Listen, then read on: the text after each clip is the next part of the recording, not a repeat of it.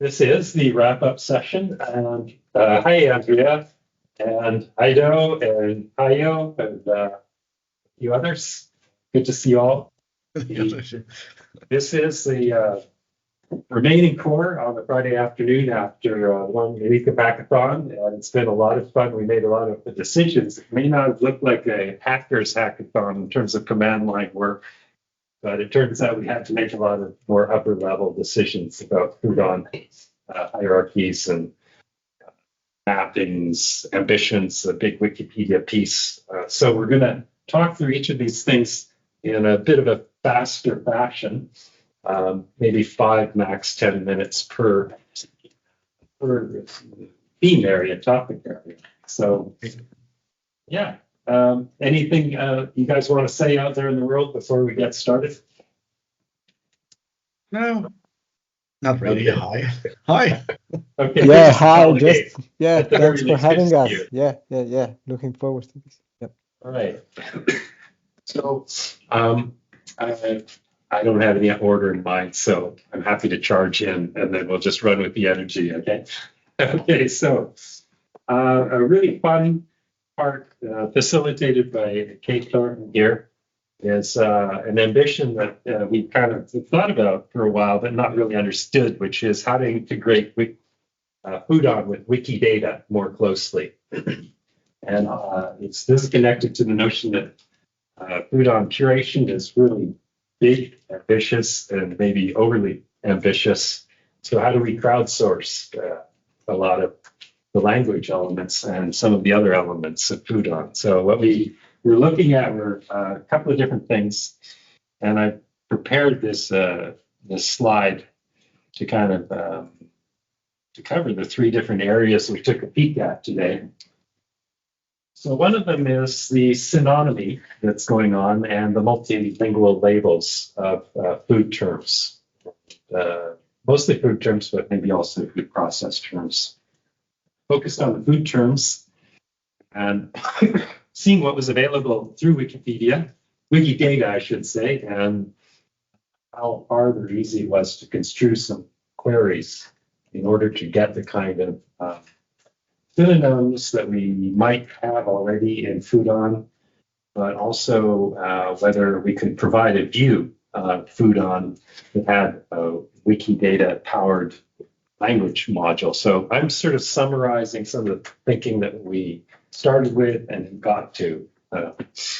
So we saw some Sparkle queries to go, and not the queries, but the actual results on the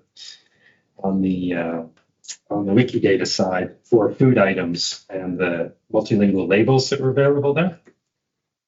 That brought up the idea that we could compose some queries, Sparkle queries, to go fetch what was known on the Wikidata side through a couple of different resource points to provide the synonymy for both the labels, the preferred English and other language labels, and then maybe some of the synonymy. So we were focusing mainly on the label part, multilingual label part.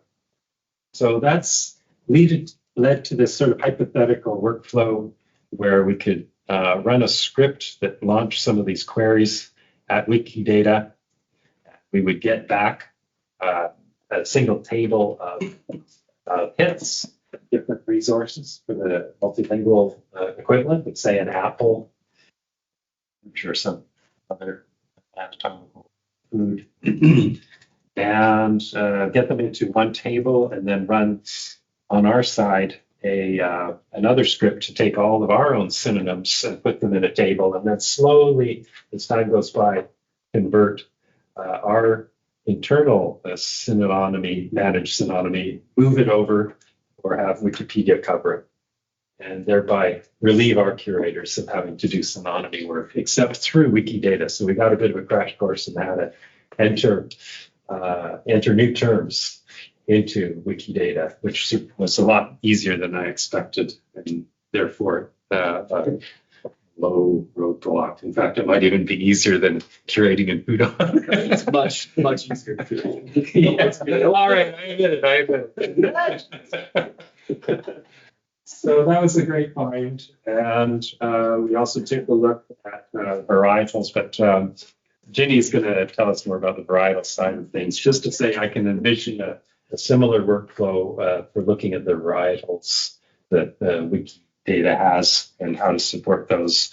And then last piece was a geopolitical slice of towns, cities, governmental regions, and then countries, and then maybe one tier above that into oceans and continents. I did provide, I prepared slides for that. Oh, okay, great. Oh, great. So that's a great segue over to Kate. The first, one other thing to fill people in on, which was the food material, product, and organism material categories. And that was a big problem in FoodOn. We have like 3 different places that you might find a food that you're looking for. And so this work was facing 2 challenges, that we have the separate hierarchies for organism material and food material due to some new template work we did. And also this notion of a food material versus a food product. Initial round of FoodOn development had everything be food product categories. We're shifting as many of those over to be from food product to food material.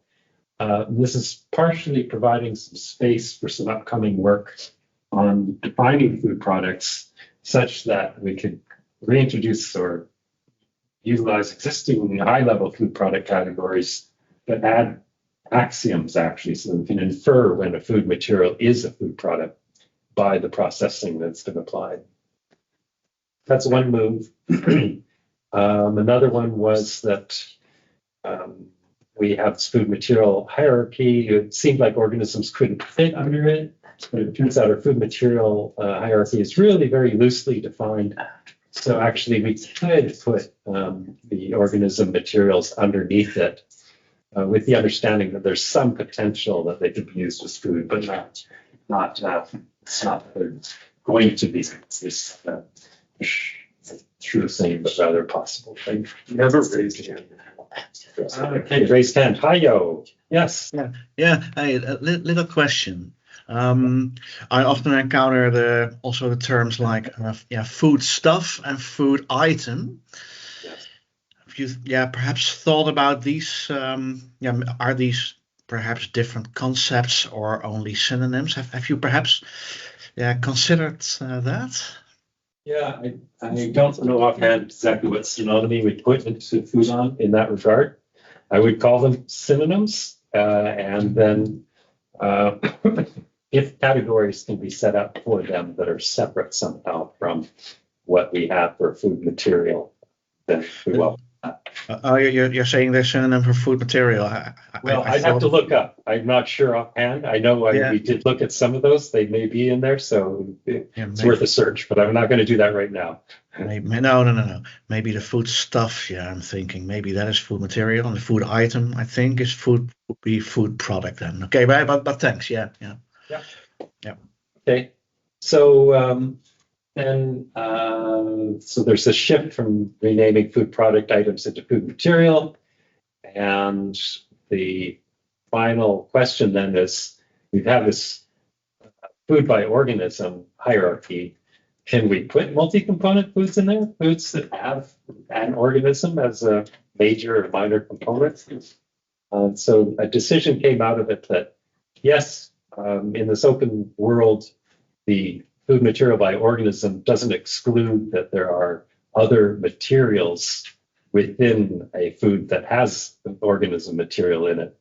So we're allowing other things in. So I'll just show you on the next slide new changes at the very top level of food material. We've got food material by organism and an organism material hierarchy, and they look so similar because one had everything named as product and the other as a material. So we're going to merge those as much as we can. There might be still some food product classes that really stand out, like they have to be named that way because they're organizing certain kinds of processed foods or something, but where they fit this food product definition class better. The paper coming up will help us decide how to axiomatize products.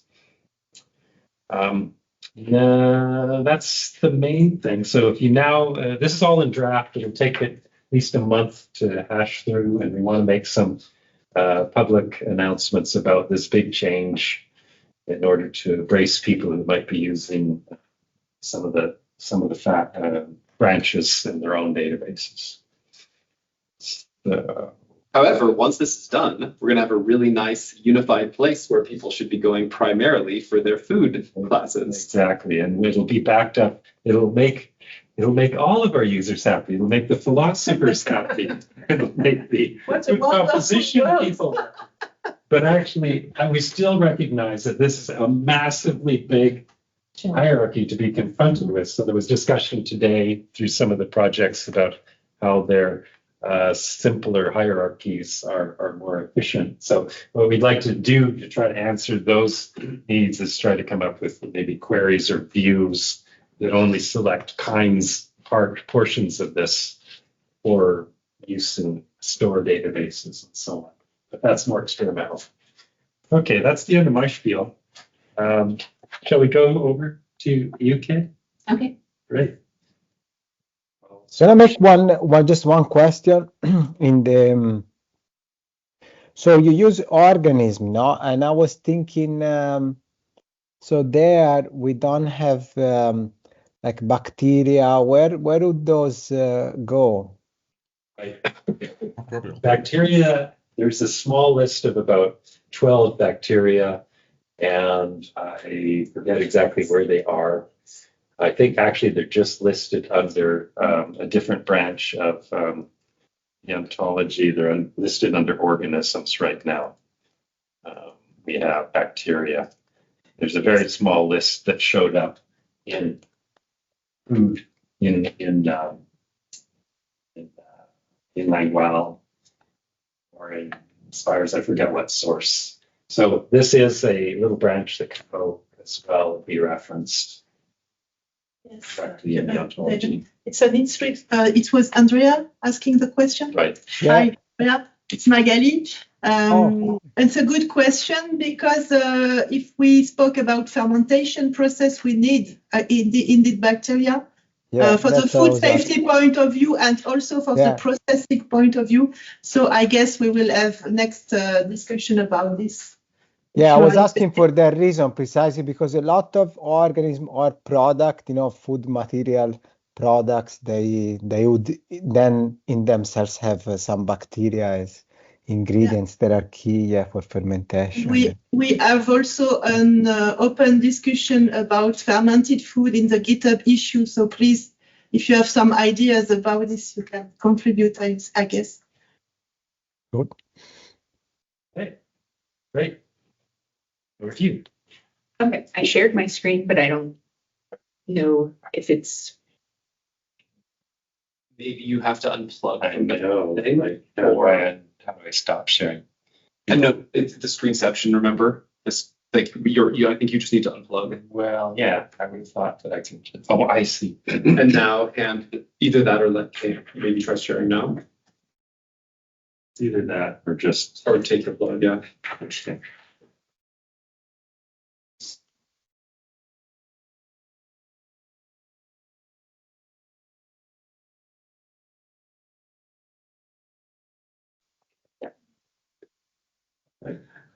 Okay.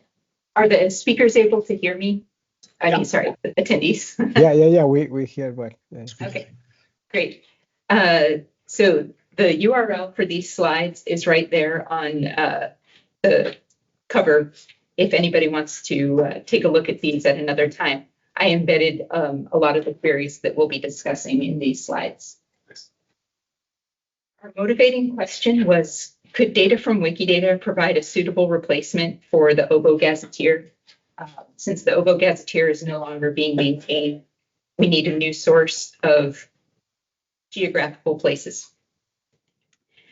Advantages of reusing data from Wikidata: URIs are available for places of all types. There's multilingual data. It's free for anyone to reuse for any purpose. It's actively curated, and it's a still growing data set. And places are also connected to other items in the graph, if you require additional information. Some challenges of reusing data from Wikidata.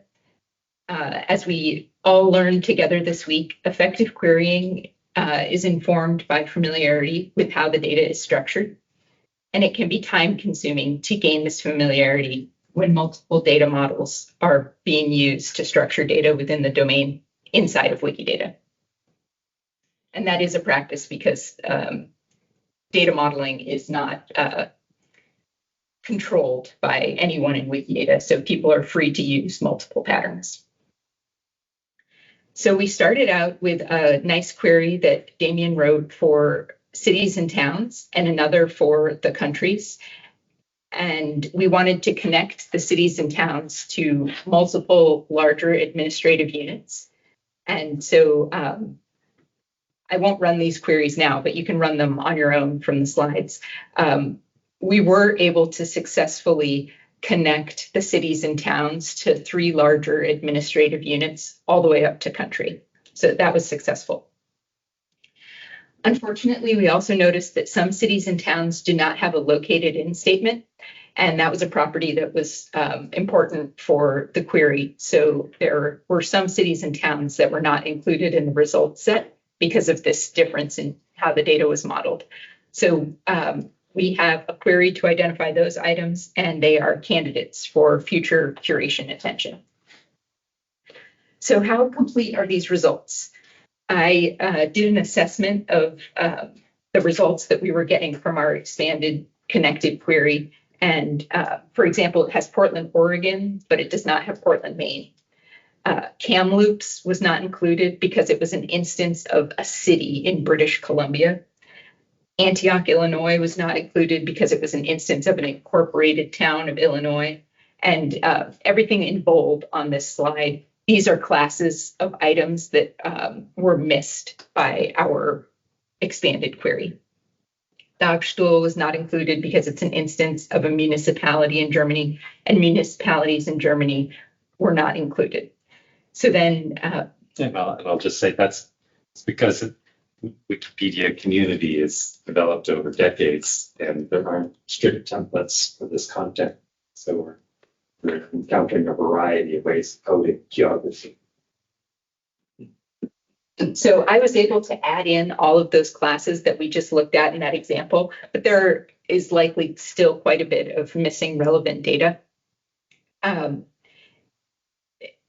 There is a wiki project for cities and towns. And so we can explore this wiki project to identify more conveniently some of the classes that we may be missing in our expanded query. They have this table of properties and relevant classes that we might want to consider for revising that query. And then, as Damien mentioned, for the first few years of Wikidata, there wasn't a convenient way to share a schema for a data model. But now we do have the Wikidata schema namespace, so editors can find and share schemas that encode data models. And these schemas support the discussion of data modeling strategy. And whenever the community starts discussing data models, this can help us move toward consensus. Discussions around schemas are easier to follow than those that might be fragmented across multiple properties or multiple wiki projects. And community members have already started building tooling to support the effective use of schemas in the system.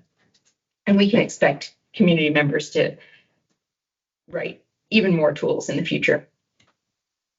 So if you take a look at the Wikidata schema directory, there are several schemas that could be relevant to this work and for various different types of places. So that's another place that we can look to refine our query.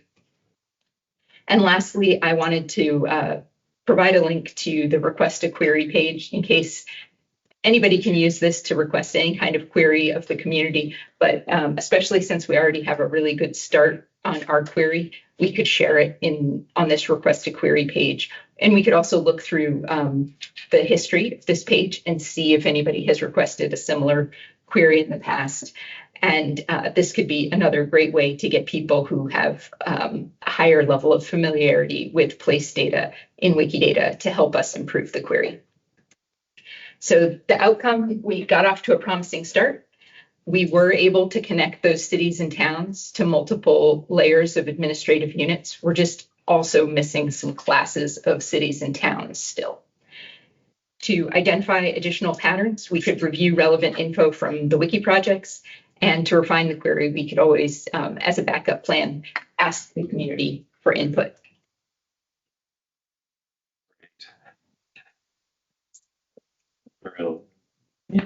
Yeah, that's a really cool potential project. So for people who want to experiment around with playing with Wikidata, some of those things you identified, right? Like those towns in Germany or Vietnam that were not in the list, Kate, like people who are interested in that could take that on, right? That's the whole point of this. We could put that list up somewhere of like things that are missing, or is it not that straightforward? They're not missing. Those are classes that are not captured in the query that we wrote. So we can add those classes to the query. The candidates for curation were the items that were missing a located in statement. Right. Okay. So that could be something, a manual task that people could help take on.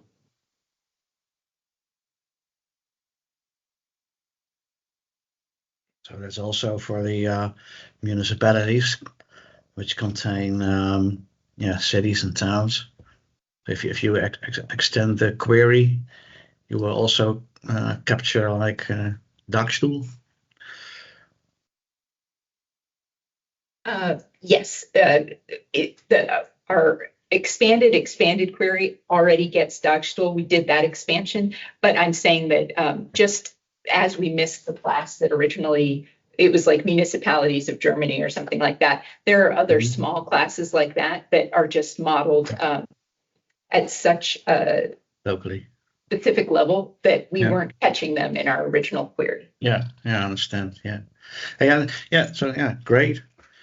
And you're using the Wikidata by purpose, I think, because I think you know that there are also other classifications of towns and those kind of things, regions. That they do exist. I think you know it. I'll just address that. We're interested in collecting all the geonames IDs out of Wikipedia for all of these entities, and they seem to be really well covered. Went with Wikidata because they're providing more information about the place at the end of the link. So that's that's definitely that's a very good reason. Yeah. No, clear. Thank you. Okay, Ginny, roll it. Well, this is a more simple presentation, but basically the problem that we had, or the task that we have, is that we have several food items that are from specific cultivars and cannot be linked to NCBI taxa because, well, NCBI is not including all these levels of cultivars, breeds, and in some cases even varieties. So this is just to show the one example that is already in FoodOn. So what we were doing with Damian is that we had, for example, Canela rosette potato cultivar as an entity under the NCBI hierarchy here. So we were creating this kind of FoodOn IDs under the NCBI hierarchy. But then we were looking for some other strategy that could be more like systematic, let's say. And one of them that we were exploring is also linked Wikipedia data with FoodOn directly. So in this example, here, for example, we have all these potato varieties that we don't have in NCBI. So as we will have a bunch of these kind of terms, makes more sense to link Wikipedia data. So what we did here, and one of the results is that we created this Canela rosette potato in Wikidata with the help of cat. So now we have a Wikidata ID that we can link directly to FoodOn. And then like conclusions for this is like, well, the first thing is that it is key to include varietal levels into FoodOn.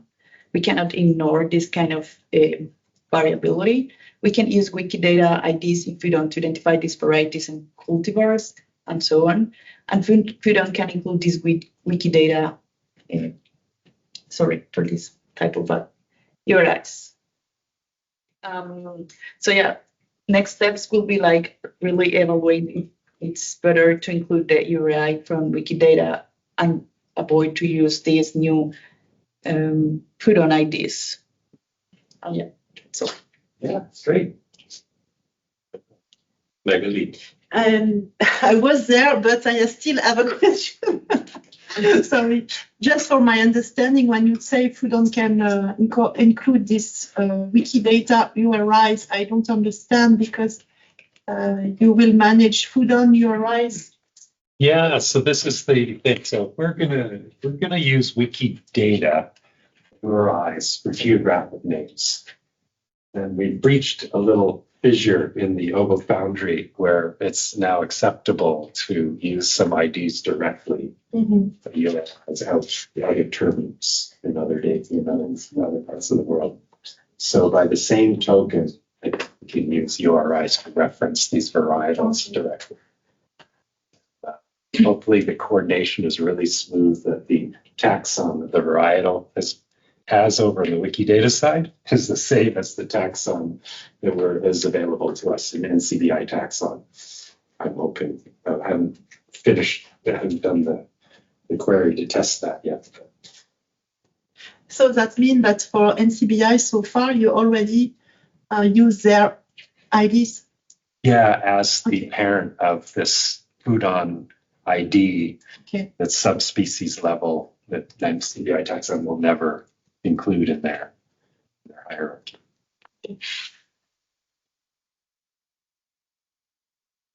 All right, can I go ahead? Yeah, great. All right, so two of the themes that I helped, in my opinion, to push on, trying to be all polite, trying to be more polite these days. So two of the themes that I was really trying to get to bring the group into thinking about were both how can we solve challenges at a high level with things like mapping, as well as how can we better document what's in FoodOn, how it's built, how it's done, in order to maximize and facilitate community contributions.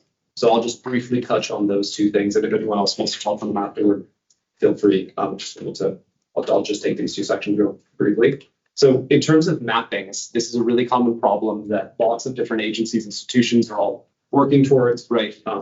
Within the OBO Foundry, there's been work toward the SSOM standard, the simple standard for sharing ontology. SOM.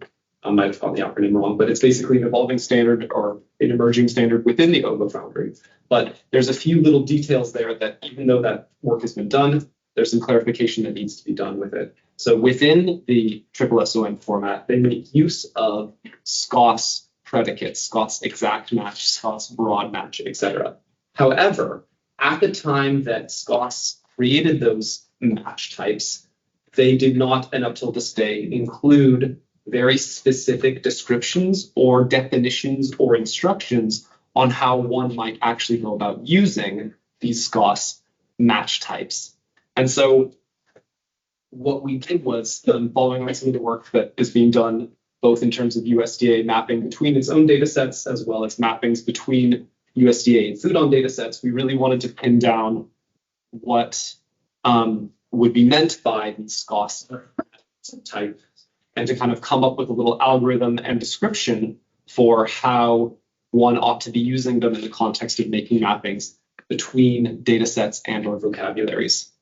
So the obvious examples come to mind from work being done between USDA and FoodOn, but future examples also might exist in terms of the work being done between FoodOn and EFSA2, or even between FoodOn terms and synonyms housed in, Wikidata or whatnot. So all of these are possibilities for mapping. So in order to tackle all of them at a high level, we chose to focus on the descriptions of these match types. And the long and short, we came up with, and it's linked in this doc so everyone can have access to it here. It's this FoodOn FDC mappings sheet.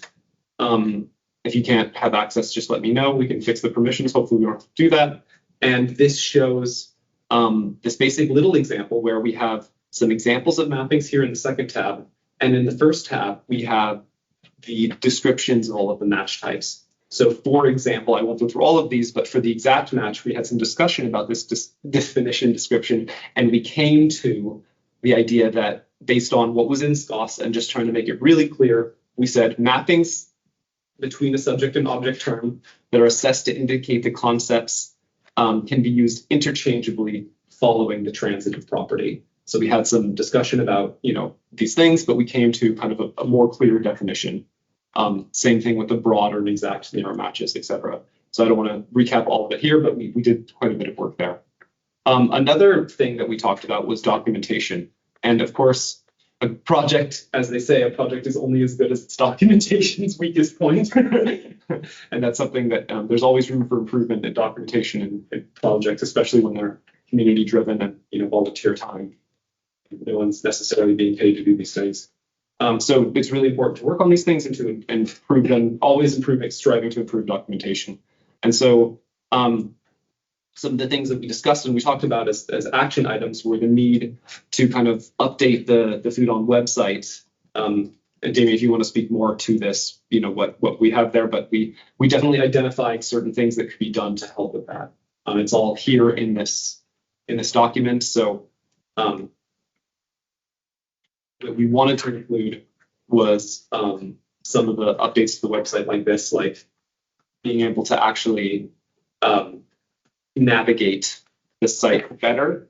So, how one would navigate FoodOn, table of contents, how to view it using Protege, how to view it using a public browser like OLS. Also, like how to navigate it. So we could have an explanation page on navigation. In the past, I created a page like this for Envo, and I'm hoping that something like this could be useful for FoodOn, where we recreate something similar where we explain how to navigate it, and then in various browsers, but also show what hierarchies exist within the ontology and kind of give some examples so that people kind of know where to go looking for relevant terms within the ontology. That way, to minimize confusion about how to even enter the ontology itself. There could also be improved documentation on being able to query or import terms within an ontology. Finally, the real important stuff also would be the contribution documentation.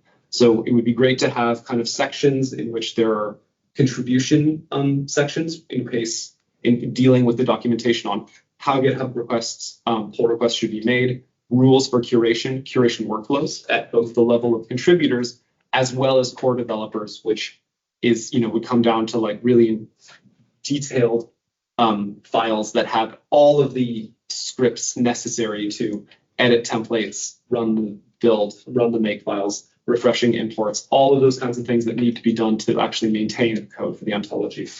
And there were some other documentation pages that have been built in the past that could kind of help model this. Again, this is another thing developed for the environment ontology. Oh, sorry, this is not the right link. I will update that, I apologize. We want to look at the robot template workflow and merge. So it would be great to have something along those lines, some documentation kind of in the similar vein to this, in which there are steps both for collaborators as well as ontology engineers.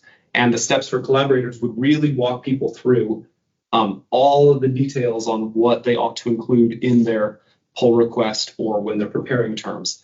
Basics about like, what are the IDs you should be using? How do we format them?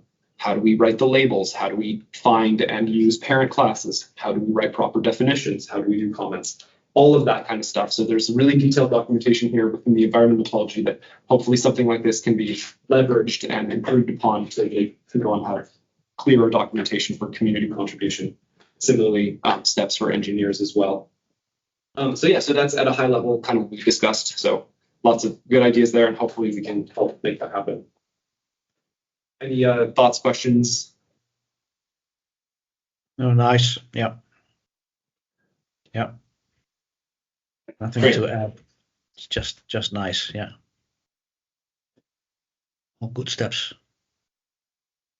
Turning over to Anusha now. Yeah, I don't have a presentation, but I can just quickly go over the points we discussed regarding the templates.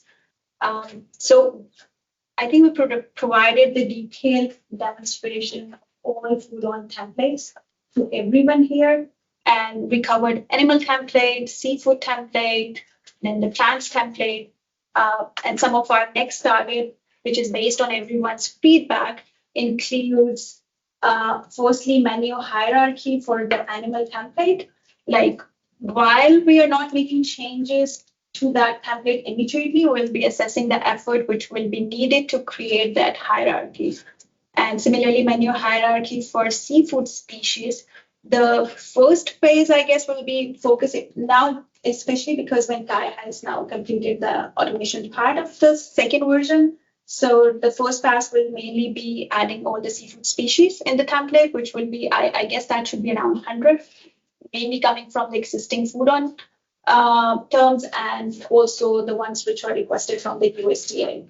And then we can, from there, we can probably extend our efforts based on demand, or if someone needed, we can just create minimal pre-composed terms for all the FDA seafood if needed. And then another thing is seafood ID mapping table. So there's a need on our to-do list, and we'll take some time to complete that thing because yeah, we do have some like 500 terms which we need to add in the ID mapping table. So I think that will be my next task to do. And once our seafood section will be completed, the idea is to merge them into FoodOn, and then we can move forward with updating the plant template using the same approach for the menu pick list. Another thing which we discussed during this hackathon was the collaboration, invitation, and documentation, as Kai also mentioned that we need to explore how to invite people to collaborate on these sheets, especially if they'd like to add terms to the template. There should be clear guidelines or something which should be outlined in a GitHub or FoodOn website, likely through our FAQ section to help contributors understand the process. Also one thing which we discussed was about the pre-composed terms for frozen, cooked in the templates. Using our new version of the template, we will include terms like frozen and cooked where applicable. For animal foods, we'll have option like piece of X meat. I'm not sure about that yet, but we can discuss that more in detail, or frozen in the pick list. For plant template, terms like dried, raw, cooked, and frozen will be available for easy selection from the pick list for both new and existing food items. And the last thing is that template refinement and preventing any accidental changes. Most of the people were suggesting if that happens, what should we do? So given that our templates are hosted on the Google Docs, it's important to ensure that users don't accidentally make any changes or press any buttons because that will disrupt all the structure of the templates. So that is something which probably will have to explore, like how to restrict editing permissions, or if there is anything we can do about that. So yeah, moving away in the long run to data harmonizer driven sheets or something like that. Yeah, exactly. We'll have to incorporate any data validation or something like such feature in the templates to avoid that thing. I mean, GitHub does checks for, we can check the diffs on the new files, but it would be good to have a way to prevent accidental clicks in the, So yeah, that was more. Just a little question. Yes. It's good, I think. Just checking. So you're not including processes like drying, freezing, cooking, but only the results of these processes, right? So a frozen product is a result of freezing. But we will not model things like these processes, but only the results of these processes. Am I correct? No, there's a separate table for processes, ranging from generic ones to food-specific ones. And is that linked then with these results? So far, just piecemeal-wise, but it would be great to have any food material that's cooked to be linked to the output of some food cooking process. Yeah, that's a future direction. Sure. Yeah. Okay. Thanks. Hey, is that it from our group? I think it is. So, Andrea, you have something? Yeah, no. First of all, this is amazing. Thank you also for the short recap. It's great. So some very brief comment. One is that I don't know how. I mean, it would be really nice if in the future, also thinking about, what to do, how to move forward, is some information besides other places online. There are also a lot of humanists that actually could do work here, right? So, for example, with the marine species, even recently I was talking to at least 3 PhD people, PhD projects that are doing work from culinary textbooks, historical texts that talk about fish and trying to figure out marine diversity and how it has changed and shifted in the Mediterranean with respect to instead cod in the Northern Sea, and including they probably have a lot of information, right, about nuances. I don't know how to involve them, but to have someone that, for example, try to query them and try to give them organized data, like the ones we were seeing from the environmental ontology example, like telling them how they could contribute, would be nice, because some of these projects, they develop a lot of knowledge, but then it remains, it doesn't enter into this kind of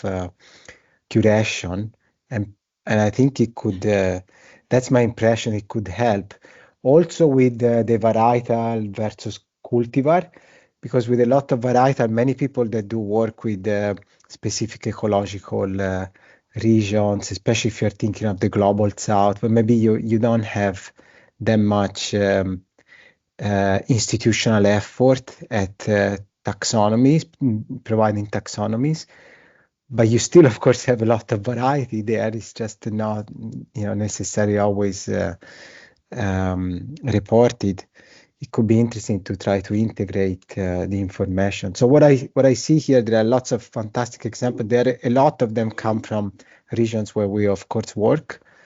But maybe we can try to make an effort to bring in other people. I don't know. Yeah, I speak also for myself. Like if we try to seek funding and fund, PhDs or postdocs or other forms of research, it could be even to try to collect these resources. Maybe you also talked about this during these days. I don't know. Yeah, we didn't really, we didn't dare take a step into modeling the past, like how to describe past scenarios. It's the closest we came, I think, was Danny talking about how people can show up with the names of cultivars, but not necessarily know what taxonomy exactly. Did that come up? Is that right? Or am I misremembering? People would have a cultivar, a common name, but not have any data that would actually say what taxonomy it was. Yeah. Yes, but once again, it's very interesting to know the potential usage of this information. You speak about cultural heritage or practice, but we also mentioned during this hackathon week the PDO cheese, for example, and you also need to refer to geographic area and also with a certain kind of practice for cheese making, for example, or other products. So there is also regulatory aspects behind, and it's a complex question, but it's still a need to have this information somewhere. So perhaps in FoodOn, I don't know. But yes, you're right. So it's important to have the spatial information anyway. Yeah, I understand it's also very complex to do. For example, a colleague I know was doing research on chestnuts, even just chestnut varieties in Italy. This is just in Lombardia, nearby Milan. Another very complex topic, because a lot of communities that collect chestnuts, they might have ways of identifying them and also naming varieties that then, once you study them, don't correspond maybe to genetic variation or necessary variation in nutrients when you look at the fruits, and so they are even the classificatory business of, but maybe, so one thing is, even when you do the curation of the data, to make an annotation of what kind of stakeholder is suggesting that, and of course what kind of evidence we have for them, could be a practice that is relevant. Like, is it genetic evidence? Is it just phenotypic evidence, taste evidence, or whatever else? There could be, resistance to climate or to cooking or to. But in some cases, for example, what they have done led to revisions of the chestnut varieties in the region, of which the farmers were not necessarily happy. But unfortunately, that if when they were thinking about the preservation of the forest and they saw that the genetic variation of the tree and even of the fruit didn't correspond to the existing classifications. And of course we can't take that into account, but if we use data that come from different communities, it might be relevant to see what data they are using as an evidence and like who's doing it. And so, because in the future we could also think what chances there might be that will lead to a revision. The same could go for fish, right? A lot of species of fish is like that you think they're distinct and then we discover that they're not really. And so it's biodiversity question also? In a sense, yeah, it's really linked to biodiversity. It's a big question. How do we measure the biodiversity of foods, of course, and especially, yeah. So that's interesting. That's helping me to frame things a little bit. Here, the closest we came to that was the MIFC, minimum information about food composition, and specification that Kai has had a hand in drafting as a topic here, how much FoodOn could support that with vocabulary. One of the little aspects of that is not just to describe what's on the plate before you, but to describe where it was purchased or where it was obtained. But this is all from a nutritionist and testing perspective, not from an anthropological perspective. So yes, we need somebody at the table who can make either demands of the MIFC spec to fulfill sociological, anthropological questions, or we need a separate specification. So in connected to that, I'm happy that you are leading the recipe project and that maybe out of this project, we can get that metadata about where a sample came from, context is. Yeah, we could look into that. So part of the collaboration, for example, we could do is also that to have another time, a conversation about that, what kind of, and maybe to run some, case study, 1 or 2 case studies that seem significant. Maybe that could be done in conjunction with a recipe hackathon. Oh yes, that's a good recipe idea. hackathon. Yes, How about that? Yes. In Italy, it's in Italy. Yeah, we should do. Actually, that's a very good idea. Yes, yeah, connected also already to the recipe ontology, part, FoodOn. Yeah. Yeah, to your effort, to a couple of others, Rogata's, to a few other people. We all need to come together to hack it. Nice. Okay. Are there any other comments? What were people's impressions? Did this live up to expectations? What would you do differently next time in this whole effort? We can share everything, warts and all, here. Any comments? Was it long enough? Was it too long? By a day or?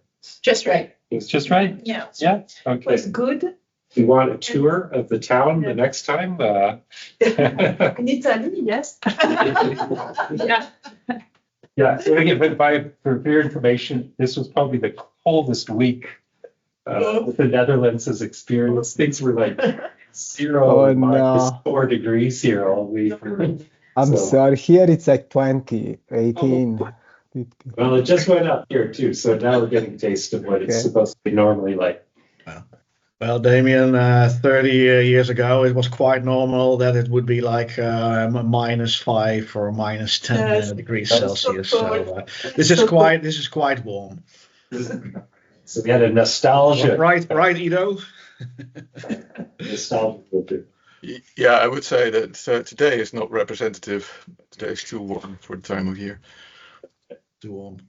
Well, I enjoyed myself tremendously coming to Wageningen for the first time and meeting y'all, so I appreciate that. Yeah. absolutely. Well, thank you, Damien, for organizing this and all the other people. It was really great to see you all and have these in-depth discussions. Really appreciate it. Thank you. Thanks. All right. Well, all the same for me, of course. It's very nice to meet you. Some of you already met several times online, and now for the first time in reality. So yeah, that was very, including you, Damien. Yeah, so that was very nice. Yeah. good. Absolutely. Looking forward to the next time. All right. Sorry that I couldn't be there as much as I would have wanted, but I was already glad that I could spend one day. Yeah. And see Me you. too. Meeting people here. Okay, folks, I think we can wrap it then. So until next year. Until next time. Yes. Okay. Yeah, Ciao, definitely. ciao, Hey, ciao, ciao. goodbye. Have a good time. Have a good By the way, journey. can you put in chat the link of the, or via email of the slides, the wiki, and then I missed the full address. It could be useful just to keep it as an example. Yeah. You bet. I'll put in together a follow-up email with all of our different conclusions. Okay. Ciao. Ciao, ciao, ciao. Ciao. Ciao. Thank you. Have a safe journey. Stop recording here.